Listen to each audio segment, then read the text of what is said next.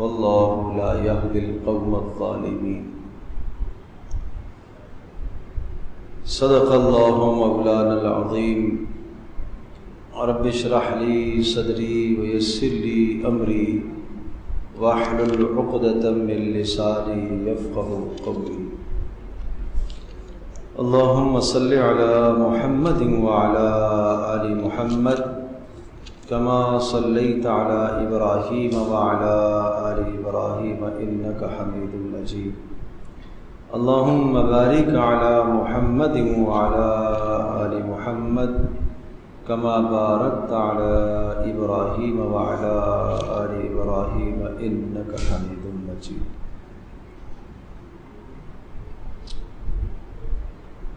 سب سے پہلے تو میں آپ تمام آنے والے مہمانوں کا، حفاظ کرام کا شکریہ ادا کرتا ہوں کہ آپ نے ہمارے اس پروگرام اور اس تقریب میں آپ نے شمولیت اختیار کی ہے۔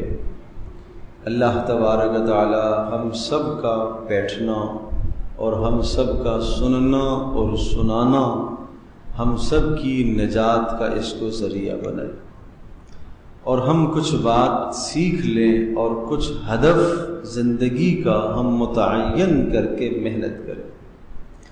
جب آدمی زندگی کا کوئی ہدف متعین کر کے محنت کرتا ہے اور اس ہدف تک پہنچنے کے لیے آدمی ہر طرح کی کوشش کرتا ہے، تو اللہ تبارک و تعالیٰ کا وعدہ ہے کہ اللہ اس کی مدد کرے گا اور اللہ پاک اس کے لیے راستے کھولے گا۔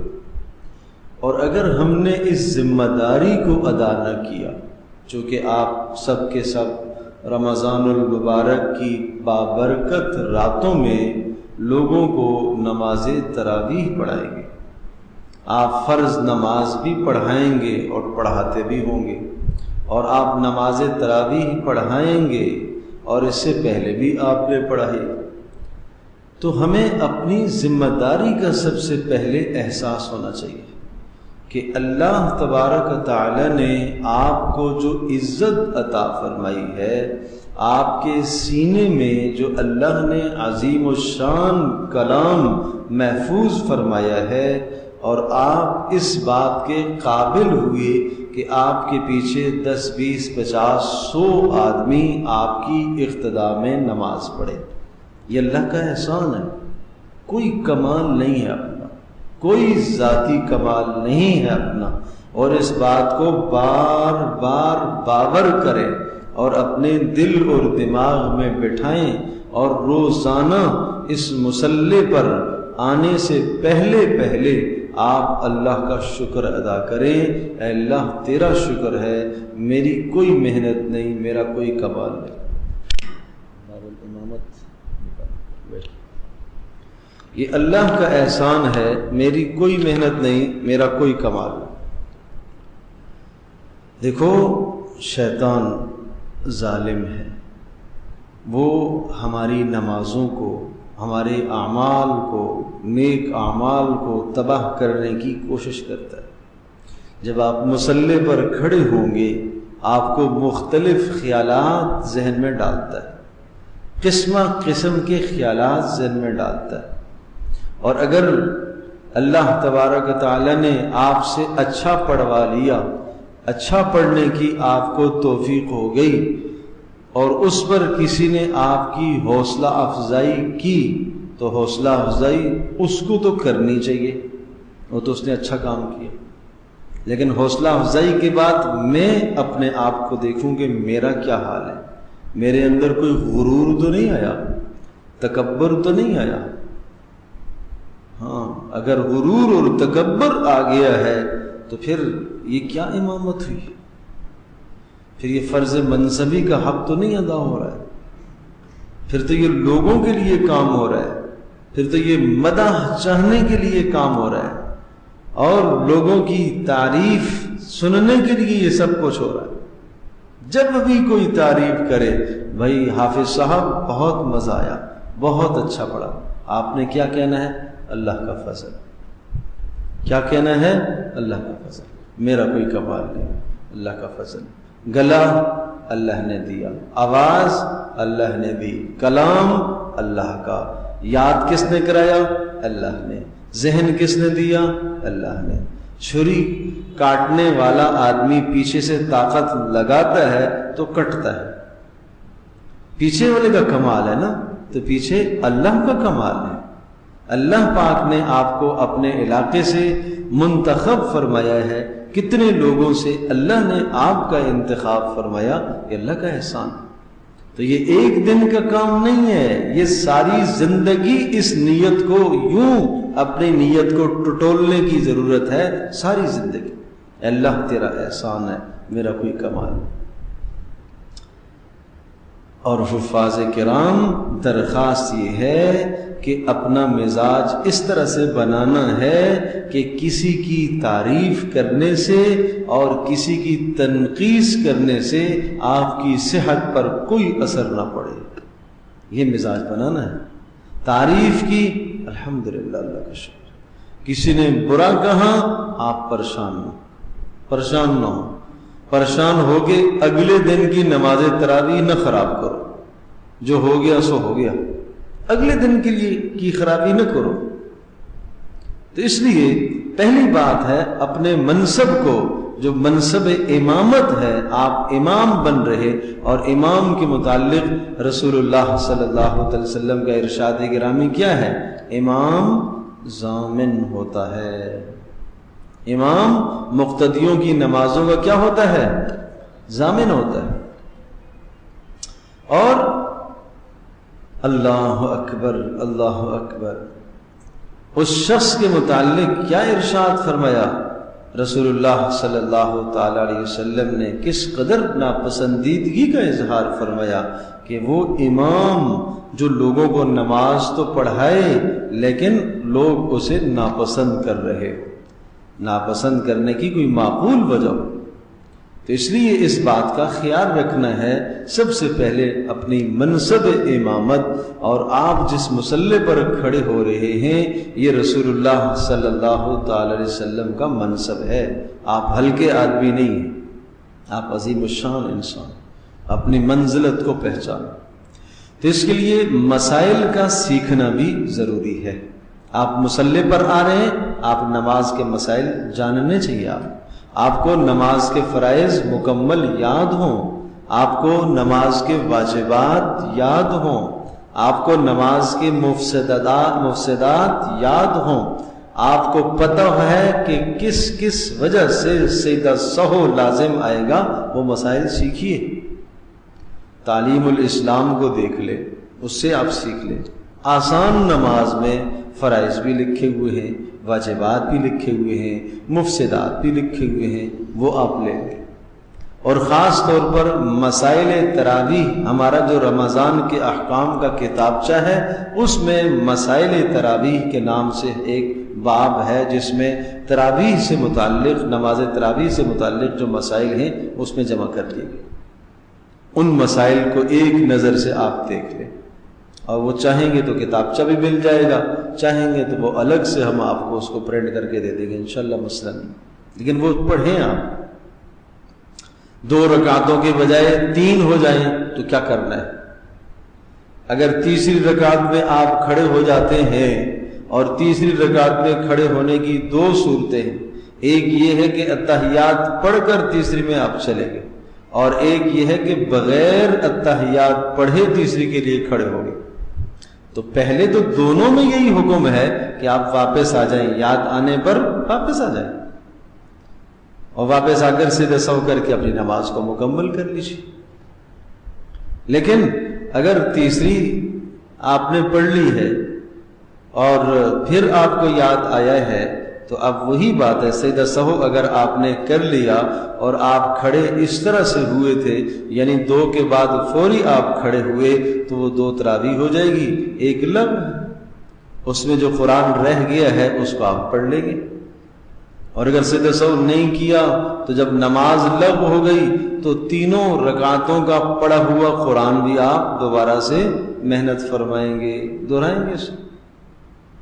یہ مسائل سیکھنے کی ضرورت ہے. تو اس میں تفصیلی مسائل ہیں، اس کو آپ ضرور پڑھ لیجئے. تو تو امامت کے مسائل جاننا، پھر اس کے ساتھ ساتھ طہارت کے مسائل، وضو کے مسائل کا سیکھنا بہت ضروری ہے۔ آپ ہلکے آدمی نہیں ہیں، آپ امت کے امام ہیں۔ آپ 2 آدمیوں کو پڑھا رہے ہیں، آپ 4 آدمیوں کو پڑھا رہے ہیں، آپ 10 کو پڑھا رہے ہیں، وہ سب کی سب نماز ان کی وہ آپ کی گردن پر ہے۔ تو اس لیے اپنی طہارت، اپنی پاکیزگی کا بہت خیال رہے، بہت خیال رہے۔ تو پہلی بات کیا ہو گئی؟ مسائل امامت کا جاننا انتہائی ضروری ہے۔ اس کو آپ ہدف بنا کے 2 دن میں 3 دن میں ایک نظر سے آپ امامت کے مسائل آپ دیکھ لیں۔ مسائل امامت کے نام سے مولانا رفعت قاسمی صاحب کا ایک کتاب ہے، وہ بھی دیکھ لیں، اور کتابیں بھی آپ دیکھ سکتے ہیں۔ دوسری چیز، اپنی ظاہری وضاحت بھی درست کرنی ہے۔ ظاہری وضاحت کتنے ظلم کی بات ہے میرے دوستوں اور میرے ساتھیوں اور حافظوں، اللہ نے آپ کے سینوں میں قرآن رکھا ہے، یہ کتنی ظلم کی بات ہے کہ پورا سال داڑھی آدمی کاٹتا رہے اور رمضان قریب آئے تو تراویح کے لیے داڑھی کو چھوڑ دے۔ یہ ظلم نہیں، یہ آپ نے ناقدری نہیں کی۔ جس کو اللہ نے قرآن کی دولت سے نوازا ہے اور اس نے اگر کسی اور زندگی کو اپنے لیے بہتر سمجھا تو اس نے تو اللہ کے قرآن کی ناقدری کی ہے، یہ کوئی کم ناقدری ہے۔ تو اگر یہ جرم ہو گیا ہے، اس سے توبہ کرو، اے اللہ میری توبہ، اتنی شدید توبہ کرو، اتنی سخت توبہ کرو، جس طرح سے ایک آدمی غلطی سے زہر کھا لیتا ہے اور جب اس کی انتڑیاں کٹنے لگتی ہیں تو وہ افسوس کرتا ہے اور کہتا ہے اب میری زندگی اگر بچ جائے اس کے بعد میری توبہ، میری توبہ، میری توبہ۔ اس طرح سے اللہ سے معافی مانگنی چاہیے۔ اور چونکہ گناہ کبیرہ ہے، داڑھی کا کاٹنا تو گناہ کبیرہ ہے، فسق اور فجور ہے، تو وہ آدمی امامت کا اہل کیسے بنے گا؟ جو خود مرتکب کبیرہ ہو، گناہ کبیرہ کا مرتکب ہو، وہ کس طرح سے امامت کرائے گا؟ تو اسے اس بات کو سمجھنا چاہیے کہ اللہ نے میرے سینے میں کلام رکھا اور اس کلام کی وجہ سے میری عزت ہوتی ہے، لوگ میری تعریف کر رہے ہیں، 4-6 لوگوں کے دلوں میں، 50 لوگوں کے دلوں میں اللہ نے میری محبت ڈالی، وہ میرے پیچھے آ کے نماز پڑھ رہے ہیں، لیکن میں نے رسول اللہ صلی اللہ علیہ وسلم کی سنت کو بھی چہرے پر گوارا نہ کیا۔ کتنے ظلم کی بات ہے۔ تو اس لیے ایسے الفاظ سے میری درخواست ہے، اگر جرم ہو گیا، غلطی ہو گئی تو اس سے توبہ اور استغفار کریں، اس سے توبہ کریں۔ اللہ پاک غفور الرحیم ہے، اللہ مہربان ہے، اللہ درگزر کرنے والا ہے۔ تیسری بات، اچھا وضاحت میں پھر آپ کو دیکھو، پیارے پیغمبر صلی اللہ تعالی علیہ وسلم نے امت کی جو رہنمائی فرمائی ہے، آپ نے اپنے ارشادات سے بھی امت کی رہنمائی فرمائی، آپ نے اپنے اعمال سے بھی امت کی رہنمائی فرمائی۔ آپ امام ہیں، لوگ نمازی آپ کی ایک ایک بات کو دیکھیں گے، آپ کے کپڑے لوگوں کے لیے قابل اقتداء ہیں، آپ کے سر کے بال لوگوں کے لیے قابل اقتداء ہیں، وہ آپ کو دیکھ کر اقتداء کریں گے۔ چھوٹے چھوٹے معصوم بچے جو آپ کے پیچھے پڑیں گے اور جن کے دلوں میں قرآن کی محبت اللہ نے ڈالی ہوگی اور جن کے گھروں میں قرآن کا تذکرہ، دین کا تذکرہ ہوتا رہے گا، وہ بچہ کہے گا میں تو حافظ صاحب کی طرح بننا چاہوں گا۔ اور حافظ صاحب تو خلاف شرع، لباس بھی شریعت کے خلاف، شلوار ٹخنوں سے نیچے جا رہی ہے، اسے احساس ہی نہیں ہے، یہ نماز میں آتا ہے اوپر کر لیتا ہے، باقی نیچے جا رہی ہے، یہ نماز میں آتا ہے سر پہ ٹوپی رکھ لیتا ہے، باقی ٹوپی غائب ہو جاتی ہے۔ یہ کیا ظلم ہے؟ یہ تو ناقدری کی بات ہے، ناقدری کی بات ہے۔ اس لیے اس نعمت عظمی کی ناقدری نہ کرو، اپنی وضاحت درست رکھو، 100% سنت کے مطابق آپ کا لباس ہو اور ہمیشہ اس طرح سے ہو۔ کوئی بات نہیں، آپ عالم نہیں بنے، عالم بننے کے لیے آپ کے پاس اسباب نہیں تھے، نہیں بن پائے، کوئی بات نہیں، اللہ نے قرآن کی دولت تو آپ کے سینے میں محفوظ کر رکھی ہے، کتنی عظیم دولت، تو اس کا یہ معنی تو نہیں ہے کہ نہیں جی میں عالم تو نہیں ہوں، کوئی بات نہیں، ایک حافظ قرآن لڑکے میں اور ایک دوسرے میں، دونوں میں زمین آسمان کا فرق ہونا چاہیے۔ یہ چلتا پھرتا یہ قرآن پیش کرے، جس طرح سے یہ قرآن پڑھتا ہے اس کی زندگی میں قرآن سجا ہوا ہو، یہ قرآن کی مثال پیش کرے، یہ نمونہ پیش کرے، یہ قرآن کی زندگی ہے۔ رسول اللہ صلی اللہ علیہ وسلم کے اخلاق پوچھیں گے تو آپ کے اخلاق کیا بتائیں گے؟ کانا خلقہ القرآن، آپ کے اخلاق، آپ کی زندگی کیا ہے؟ قرآن کے مطابق۔ تو دوسری بات کیا ہوئی؟ اپنی وضع قطع ٹھیک رکھیں گے انشاءاللہ، ٹھیک ہے، کوشش کریں گے۔ اچھا، اس وضع قطع کے ساتھ زبان سے سچ بات بولنا۔ اب چونکہ آپ جب تراویح پڑھائیں گے، اٹھیں گے، بیٹھیں گے، دوستوں کے ساتھ، آپ کے دوست بھی ہوں گے، دیکھو آپ کا دوست آپ کے برابر کا، آپ کی عمر کا، آپ کے برابر کا، اسکول میں آپ کے ساتھ پڑھنے والا، لیکن یاد رکھیے گا اللہ نے آپ کو اس کا امام بنایا ہے۔ آپ اپنے دوستوں کے ساتھ ضرور بے تکلف ہو جائیے، لیکن شریعت کی حدود سے تجاوز نہ کیجیے۔ وہ جس نافرمانی کی طرف تمہیں لے جائے تم بھی بہہ جاؤ، یہ کیا ظلم ہے؟ آج تراویح کے بعد چلو چلتے ہیں کھانا کھانے کے لیے، چلتے ہیں، اس میں گپے بھی ہوں، اس میں قہقے بھی ہوں، اس میں ساری رات ضائع کی جائے، اور اس میں جناب آخری راتوں کا قیام ضائع کیا جائے، کس کے لیے؟ بازاروں کے لیے اور کھانے کے لیے۔ کس کے ساتھ؟ دوستوں کے ساتھ۔ نہیں بھائی، حافظ قرآن کا یہ کام تھوڑی ہے۔ اللہ اکبر۔ حضرت عبداللہ ابن مسعود رضی اللہ تعالی عنہ ارشاد فرماتے ہیں، حافظ قرآن کیسے ہوتا ہے؟ فرمایا یعرف بلیلہ اذا الناس نائمون، وہ تو اپنی راتوں سے پہچانا جاتا ہے جب لوگ سو رہے ہوتے ہوں، اور وَبِنَهَارِهِ وَبِصَوْمِهِ إِذَا النَّاسُ يُفْطِرُونَ، لوگ کھا رہے ہوتے ہیں، اس کا روزہ ہوتا ہے۔ وَبِخُضُوعِهِ إِذَا النَّاسُ يَخْتَالُونَ، لوگ تکبر کر رہے ہوتے ہیں، یہ متواضع ہوتا ہے۔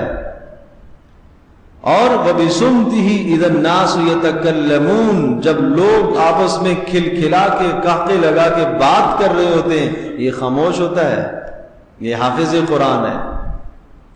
يَنبَغِي لَهُ أَن يَكُونَ سِكِيتًا، یہ چپ رہتا ہے، یہ چپ رہتا ہے۔ حلیماً، بردبار ہوتا ہے، تحمل مزاج ہوتا ہے۔ علیماً، سمجھدار ہوتا ہے۔ یہ حافظ قرآن کی صفات بیان کر رہے عبداللہ ابن مسعود رضی اللہ تعالی، یوں حافظ قرآن ہوتا ہے، اس کی زندگی ہی الگ ہوتی ہے۔ تو اس لیے میرے دوستو خیال کرنا ہے، بڑا عظیم منصب ہے۔ وہ بات حسن بصری رحمہ اللہ کی سناتا ہوں، وہ فرمایا کرتے تھے ہم تو پھنس گئے۔ کیوں جی؟ اس لیے کہ اللہ نے ہماری نسبت علم کی طرف، قرآن کی طرف کر دی، اب بولیں تو بھی پکڑے گے، نہ بولیں تو بھی پکڑے گے۔ بولیں اگر اخلاص نہ ہوا تو مارے گے، یعنی بیان کریں، سنائیں تراویح، اخلاص نہ ہوا تو تب بھی پکڑے گے، اور اگر نہ سنائیں تو فرض منصبی چھوڑ رہے پھر بھی پکڑے گے۔ تو میرے عزیز دوستو، اللہ نے آپ کو چنا ہے، آپ کو چنا ہے، منتخب کیا ہے اللہ نے۔ اللہ کے انتخاب کی قدر کرو۔ تیسری بات جو آپ سے عرض کرنی ہے، اپنی منزلوں کو پختہ کرنے کی محنت کرو۔ رمضان میں آپ کا مشغلہ قرآن کے سوا کوئی مشغلہ نہ ہو، اور جب بھی آپ منزل پختہ کرو، قرآن مجید یاد کرو، تو قرآن مجید یاد کرتے وقت، منزل دہراتے وقت صرف منزل دہرانے کی نیت نہ کرو، اپنی زندگی کو بدلنے کی نیت کرو۔ قرآن شفا ہے نا، شفا ہے کہ نہیں؟ وَنُنَزِّلُ مِنَ الْقُرْآنِ مَا هُوَ شِفَاءٌ وَرَحْمَةٌ لِّلْمُؤْمِنِينَ، شفا ہے۔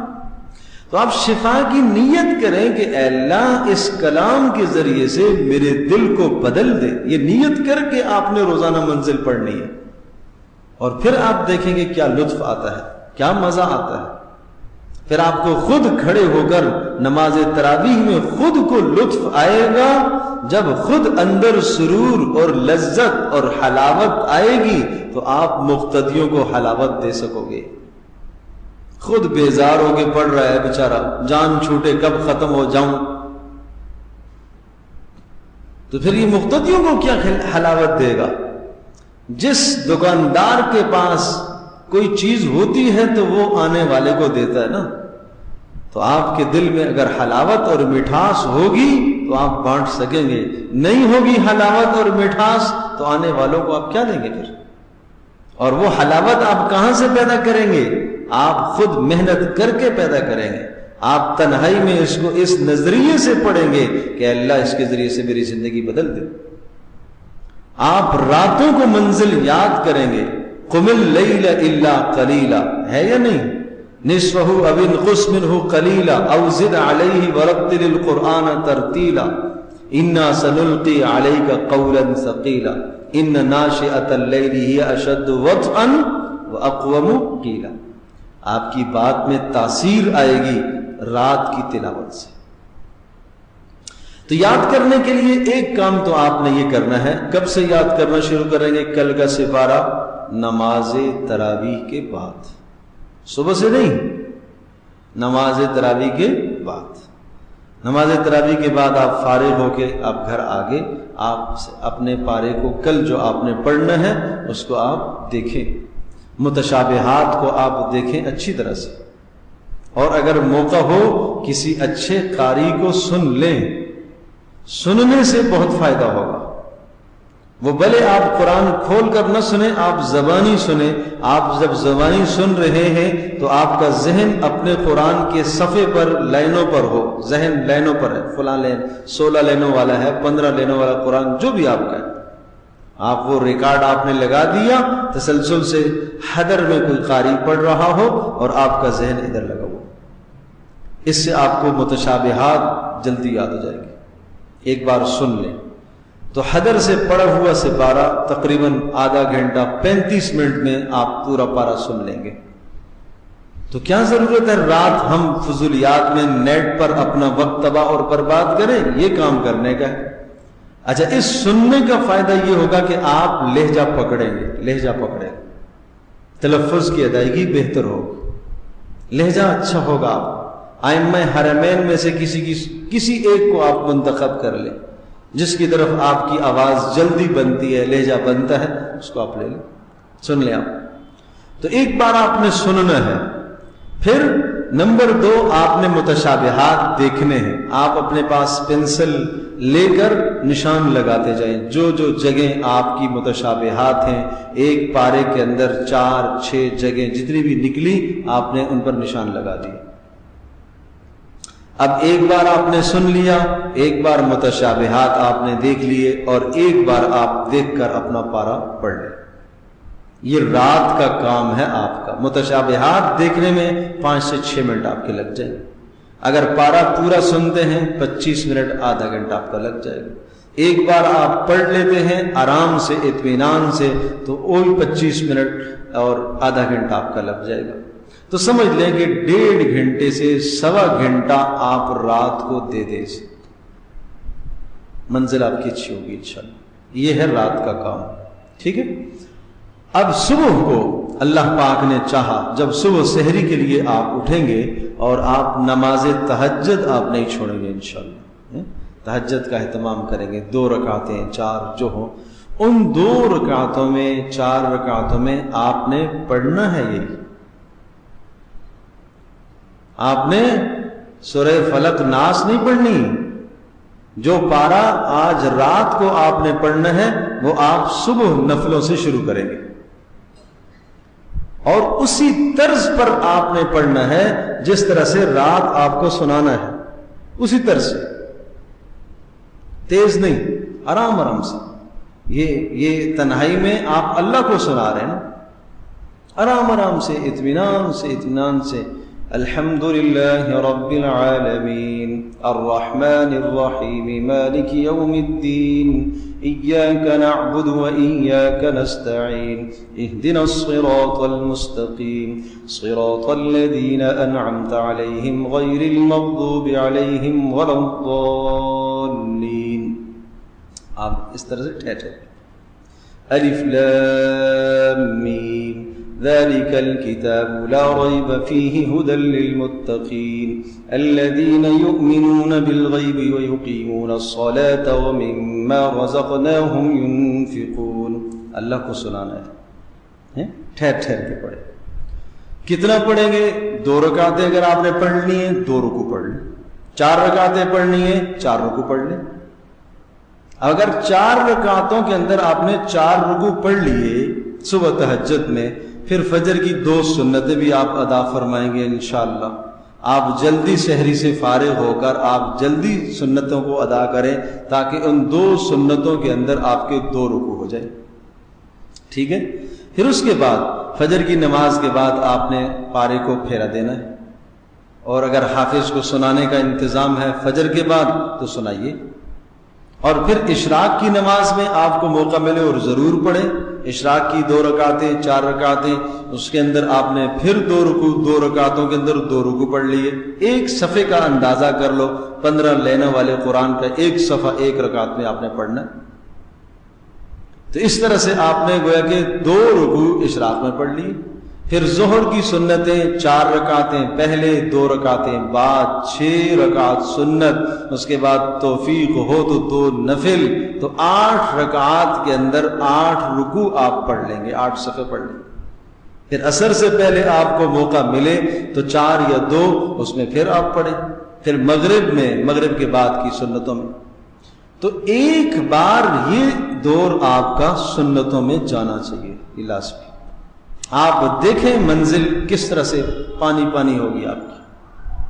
یہ آپ کی مشق ہے, رات کو مصلی پر کھڑے ہونے کی مشق ہے, یہ آپ کریں.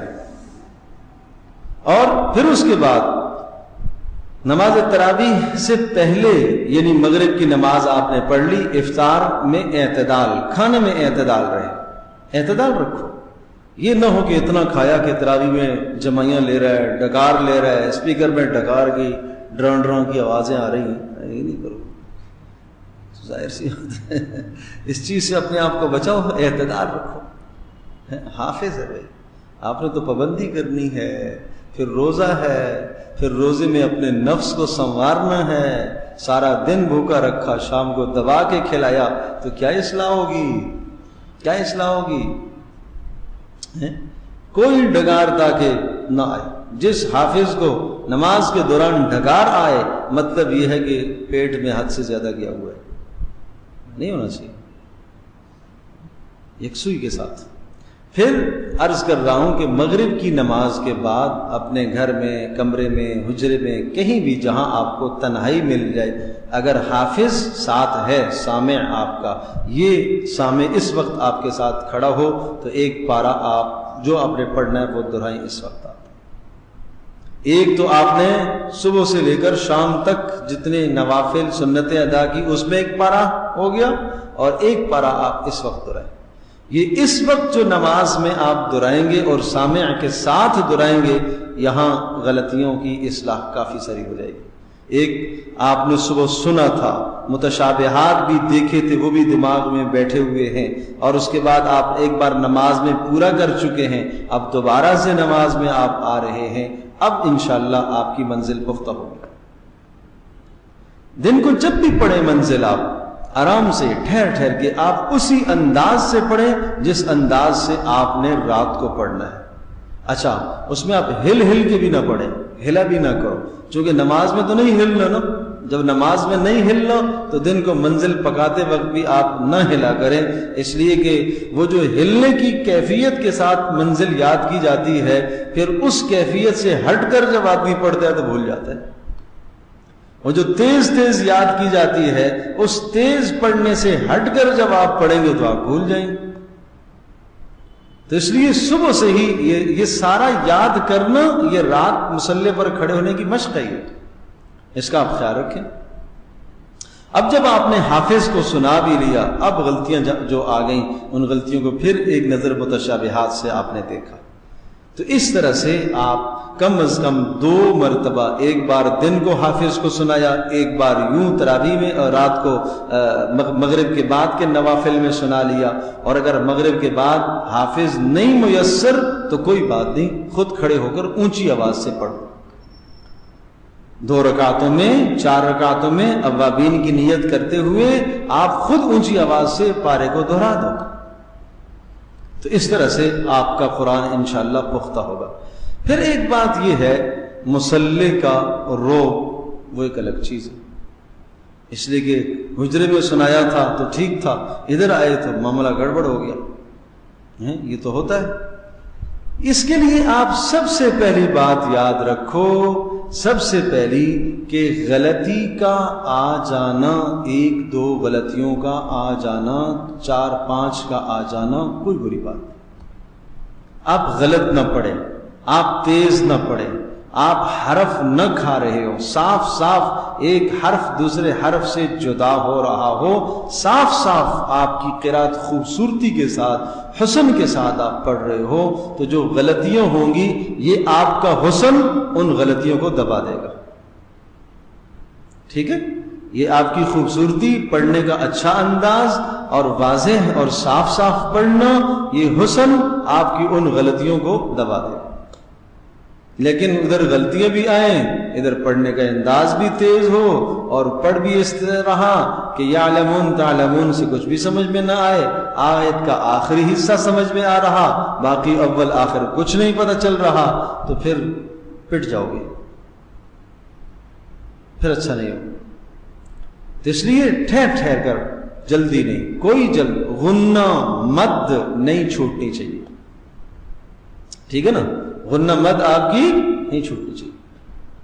ہاں، مد متصل، مد منفصل اہتمام کرنا چاہیے. چلو چھوٹی مد جس کو ہم کہتے ہیں وہ پھر چھوڑی جا سکتی ہے، بڑی مد نہیں چھوڑیں گے، معنی بدل جاتا ہے اس سے.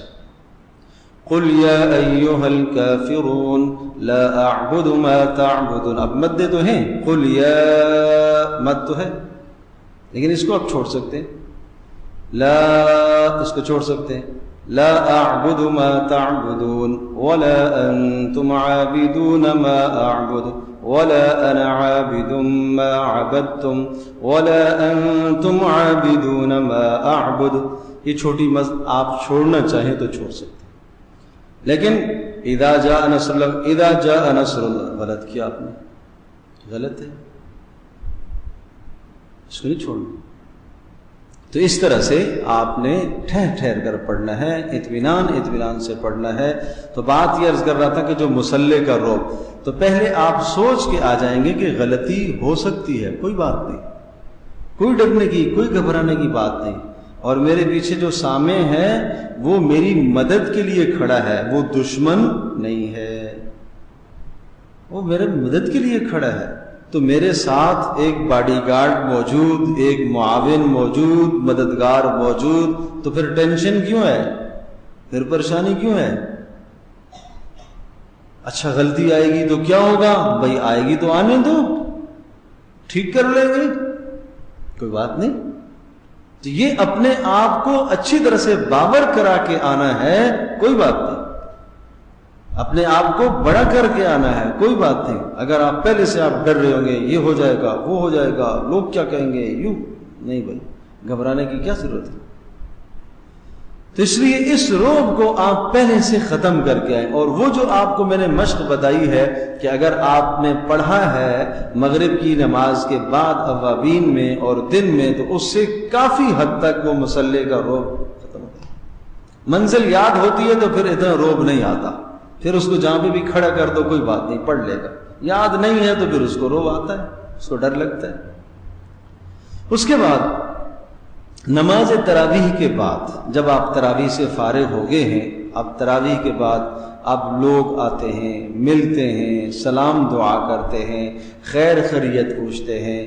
تو یاد رکھیے گا آپ نے اس موقع پر وہی بات، کسی کی مدح سے، کسی کی تعریف سے متاثر نہیں ہونا، کسی کی تنقید سے بھی متاثر نہیں ہونا.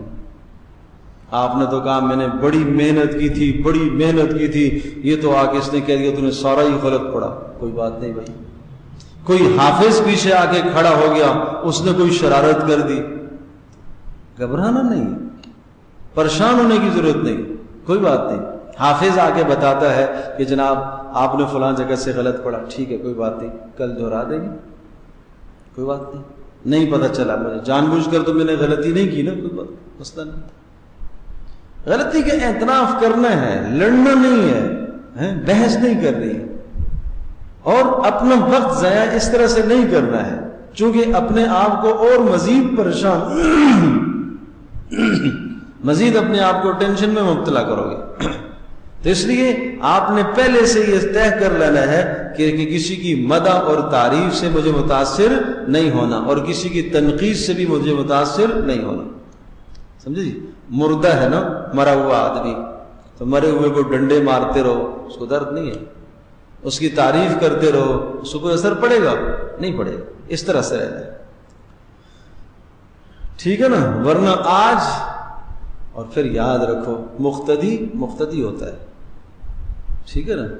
مقتدی مقتدی ہوتا ہے، وہ تعریف کرنے والے بھی ہوتے ہیں، تنقید کرنے والے بھی ہوتے ہیں۔ ایک کہے گا آپ نے رکوع بڑا لمبا کیا ہے، اسی نماز کے بارے میں دوسرا کہے گا مجھے 3 بار بھی موقع نہیں ملا۔ یہ ہے اس طرح سے، اور امام کی اصلاح کے لیے 2-4 اس طرح سے ہوتے ہیں، وہ بزرگ اصلاح کرتے رہتے ہیں، وہ ضروری ہے۔ تو آپ پریشان نہ ہو، جو کچھ کہے چلو ٹھیک ہے خیال رکھیں گے انشاءاللہ۔ ایک کہہ رہا ہے آپ نے رکوع لمبا کر لی، چلو ٹھیک ہے جی انشاءاللہ خیال رکھیں گے۔ دوسرا کہہ رہا ہے آپ نے رکوع مختصر کر دیا، چلو ٹھیک ہے آئندہ نہیں کریں گے۔ کرنا وہ ہے جو آپ کو سمجھ میں آ رہا ہے، ٹھیک ہے نا؟ کرنا وہ ہے جو آپ نے سیکھا، جو آپ نے پڑھا۔ آپ 5 بار 7 بار کہیں گے تو مقتدی کو 3 بار کہنے کا موقع ملے گا، ٹھیک ہے نا؟ 5 بار کہیں گے سبحان ربی الاعلیٰ سبحان ربی العظیم، تو پھر مقتدی کو 3 بار کہنے کا موقع ملے گا۔ آپ ثنا پڑھیں گے آرام سے اطمینان سے تو مقتدی کو ثنا کا موقع ملے گا۔ ٹھہر ٹھہر کے پڑھنے، 1 گھنٹہ صرف نماز تراویح میں 1 گھنٹہ صرف کرنا یہ حق ہے نماز کا، اس سے کم مت کیجیے گا، لوگوں کی پرواہ نہیں کیجیے۔ لوگ کہیں گے نہیں دیر کرتا ہے جلدی کر دو، یہ نہیں، 1 گھنٹے سے کم نہیں ہونا چاہیے، ٹھہر ٹھہر کے۔ ہاں یہ آپ کر سکتے ہیں 4 رکعتوں کے بعد جو تراویح ہے اس کا وقت آپ کم کر دیں، اگر آپ سمجھتے ہیں کہ میں چلو تھوڑا سا اطمینان سے رکوع سجدہ اطمینان سے ہو جائے، وہ وقت آپ قلیل کر دیں، کم کر دیں، کہ نماز کو آپ اتنا کم کر دیں کہ رکوع سجدہ بھی اچھی طرح سے نہ ہو، تسبیحات بھی پوری نہ ہو، ٹھیک ہے نا؟ اس کا خیال ہے، ٹھیک ہے نا؟ اللہ اکبر، اللہم صلی علی محمد۔ تو تراویح کے بعد میں عرض کر رہا تھا کہ لوگ ملتے ہیں، سلام کرتے ہیں، خیر خیریت پوچھتے ہیں، اخلاق سے ملنا ہے، پیار سے ملنا ہے، محبت سے ملنا ہے، مدح اور تعریف سے بھی متاثر نہیں ہونا اور تنقید سے بھی متاثر نہیں ہونا۔ اگر آپ کو تراویح کے بعد کے بس یہی 2 فارمولے یاد رہے تو انشاءاللہ کافی ہے، ٹھیک ہے؟ اور اسی طرح سے کھانے پینے میں احتیاط، اپنے گلے کی حفاظت۔ آپ کو اگر ٹھنڈا پانی مضر نقصان ہے احتیاط کریں، یہی گلا ہے آپ کے پاس کہ جس کی وجہ سے آپ کی عزت ہے، آپ اس کو سنبھال کر رکھیں۔ کھٹی چیزوں سے، گلا خراب کرنے والی کی چیزوں سے، صحت کو متاثر کرنے والی چیزوں سے، افطار میں سحر میں تھوڑی سی پرہیز کر لیں، تھوڑی سی پرہیز۔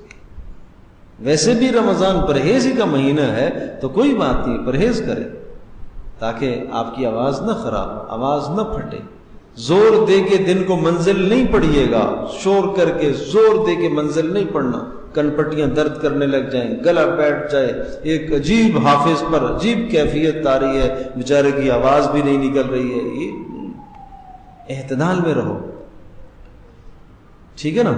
اور 7ویں بات یہ عرض کرنی تھی کہ اپنی زندگی کو بدلنے کی انشاءاللہ اس رمضان میں نیت کریں گے نا سارے؟ ہاں، زندگی اپنی بدلیں گے، بس پچھلا رمضان جو گزرا، اس رمضان میں پچھلے رمضان میں فرق ہونا چاہیے، چونکہ آپ نے کلاس لی ہے، نشست لی ہے، یہ باتیں آپ کے سامنے کی گئی ہیں، تو پچھلے سال کا رمضان اور اس سال کے رمضان میں زمین آسمان کا فرق ہونا چاہیے۔ افطار سحر میں دعاؤں کا معمول بنو، دعاؤں کا اہتمام کرو، اور جب بھی مصلی پر آؤ اللہ سے مانگ کر آؤ، خوب اللہ سے مانگ کر آؤ، اللہ سے مانگ کر آؤ، اے اللہ میرے لیے معاملہ آسان کرنا، اے اللہ اس مشکل کو آسان کرنا، عافیت کے ساتھ، اپنی رضا کے ساتھ، اپنی خوشنودی کے ساتھ، اے اللہ پائے تکمیل تک اس کو پہنچانا، یہ اللہ سے مانگنا ہے۔ تو اس ترتیب سے انشاءاللہ چلیں گے تو اللہ نے چاہا انشاءاللہ ثم انشاءاللہ بہت نفع ہوگا، فائدہ ہوگا، سارے کوشش فرمائیں گے انشاءاللہ۔ اب باقی نماز تراویح کے بعد آپ کو بیان کیا کرنا ہے، کوئی بھی حافظ ایسا نہ ہو جو کچھ نہ کچھ بیان نہ کرے، یہ ضرور کرنا ہے۔ اس پر میں کل انشاءاللہ بات تفصیل سے کروں گا، لیکن آج آپ اتنی بات ذہن نشین کر لیں کہ لقد من اللہ علی المؤمنین اذ بعث فیہم رسولا من انفسہم یتلو علیہم آیاتہ، آگے وَيُزَكِّيهِمْ، یتلو وَيُزَكِّيهِمْ، ٹھیک ہے۔ اب اس کا ترجمہ اور معنی سمجھانے سے پہلے میں مثال عرض کرتا ہوں۔ مثال سمجھو، گھر میں مائیں بہنیں، گھر والیاں، خواتین جب برتن مانجتی ہیں، صاف کرتی ہیں، ٹھیک ہے، تو برتنوں کو صاف کرنے کے لیے گرم پانی میں ڈالا جاتا ہے، شدید ان کے ساتھ جناب کھانے کی تری چکناہٹ لگی ہے تو گرم پانی لگایا جاتا ہے، گرم پانی میں ڈالیں گے تو وہ کیا ہے، چکناہٹ جلدی دل جاتی ہے۔ ایک اور مثال، کپڑا آپ دھوئیں گے تو کپڑے کی میل کچیل اتارنے کے لیے اسے گرم پانی میں ڈالنا پڑتا ہے، کیمیکل ڈالنا پڑتا ہے، یہ کر دیا، اس کے بعد آپ اس کو رنگ دیتے ہیں تو اچھا لگتا ہے وہ، ٹھیک ہے۔ تو یتلو علیہم آیاتہ، تلاوت سے دل نرم ہوتا ہے، صفائی ہوتی ہے اس سے، یہ دل نرم ہوتا ہے، اور جب دل نرم ہو گیا اب یزکیہم، اب تزکیہ کرنا، کھرچنا، میل نرم ہو گئی تو کھرچنا کیا ہو گیا، آسان ہو گیا۔ زنگ لگا ہوا ہے، اس کو کیمیکل میں آپ نے ڈالا ہے یا پانی میں ڈالا، تیل میں ڈالا، کچھ بھی آپ نے کیا ہے، وہ زنگ نرم ہو گیا، اب کھرچنا کیا ہو گیا، آسان ہو گیا۔ کپڑے صرف میں آپ نے ڈالے، 1 گھنٹہ پڑے رہے، میل نرم ہو گئی، تھوڑا سا مل کے ڈالیں گے صاف ہو جائیں گے، ہے کہ نہیں؟ بالکل اسی طرح سے یتلو، تلاوت سے کیا ہوتا ہے، دل نرم ہوتا ہے، نرم ہو گیا، اب یزکیہم، اب تزکیہ ہوگا بہت جلدی۔ تلاوت آپ نے کی، اس نے سنی، آپ نے پڑھا، اس نے سنا، سارا دن نمازی بھی پڑھتا ہے، مقتدی بھی پڑھتا رہتا ہے، تو اب ضروری ہے، دل نرم ہے، لوہا گرم ہے، چوٹ مارنے کی دیر ہے، بس چوٹ تو آپ نے ماری ہی نہیں ہے، اور لوہا قرآن سنا کر آپ نے لوہا خوب گرم کیا، میل خوب نرم کر دیا آپ نے، لیکن میل صاف نہیں کی، آپ چھوڑ کے آگے۔ بات سمجھے نہیں سمجھے؟ یہ کرنا ہے۔ تو اس پر انشاءاللہ ثم انشاءاللہ کل ہم بات کریں گے۔ وآخر دعوانا الحمدللہ رب العالمین۔ اللہ پاک آپ سب کا آنا اپنی بارگاہ میں قبول فرمائے۔ جزاکم اللہ خیرا واحسن الجزاء۔ سبحان